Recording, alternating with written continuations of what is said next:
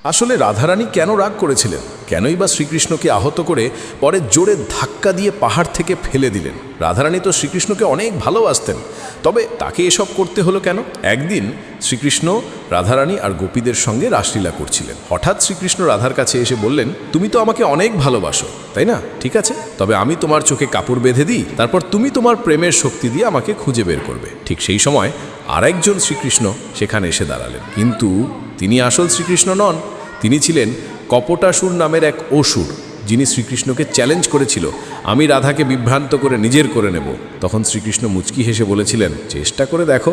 কপটাসুর যখন শ্রীকৃষ্ণের রূপ নিয়ে রাধার কাছে আসতে চাইলেন, তখনই রাধারানীর মনে হলো এ তো শ্রীকৃষ্ণ নন, অন্য কেউ। কারণ রাধার প্রতিটি কণায় শ্রীকৃষ্ণ বিরাজমান। তাই রাধারানী সঙ্গে সঙ্গে সেই কপটাসুরকে ধরে আঘাত করলেন আর শেষ পর্যন্ত তাকে ধাক্কা দিয়ে পাহাড় থেকে ফেলে দিলেন। এইভাবেই কপটাসুরের পরিণতি হলো আর প্রমাণিত হলো